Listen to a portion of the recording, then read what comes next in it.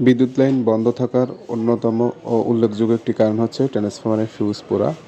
LT লাইনে fault হওয়ার কারণে বা বিভিন্ন সমস্যার কারণে ট্রান্সফরমারের ফিউজ পুড়ে যায়। আর এ ধরনের ফিউজ পোড়ার কারণে হয়তো অনেক সময় ট্রান্সফরমার নষ্টও হয়।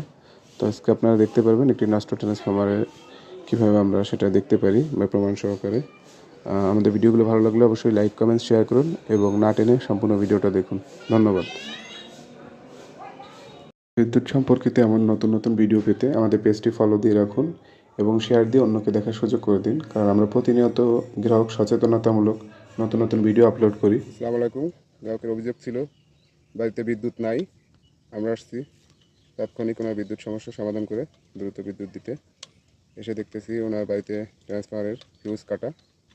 আমরা এখন ফিউজ কাটার পরে এলটি লাইন চেক করছি, কোনো সমস্যা পাইনি কোথাও।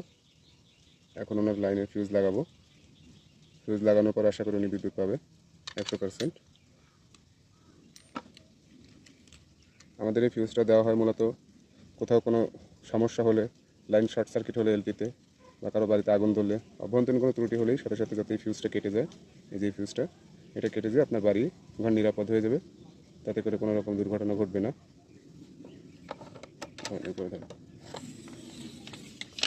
আপনি পিছনে না ধরেন।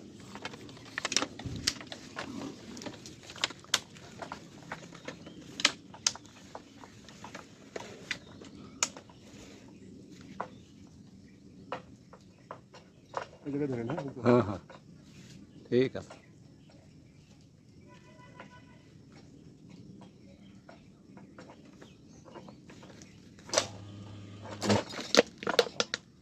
রোমান, তো বিপদ সংকেত।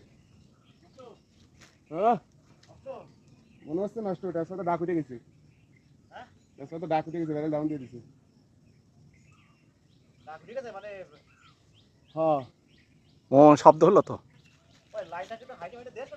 হ্যাঁ লাইনে সমস্যা নাই, তার সাথে ডাক উঠে গেছে। মিটারে দেই পার ফিউজ একটু কমা দিয়ে দেই। কাটলো না কেন, কাটাবে কিনা?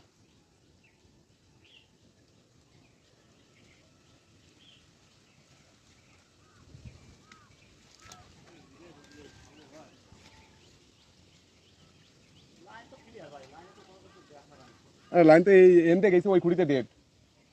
ওই যে খুঁড়ি না, ওই খুঁড়িতে ডেড। ফিউজ একটু কমা দিলাম, একটু বেশি ফিরে যা। না ফিউজ কাটে নাই।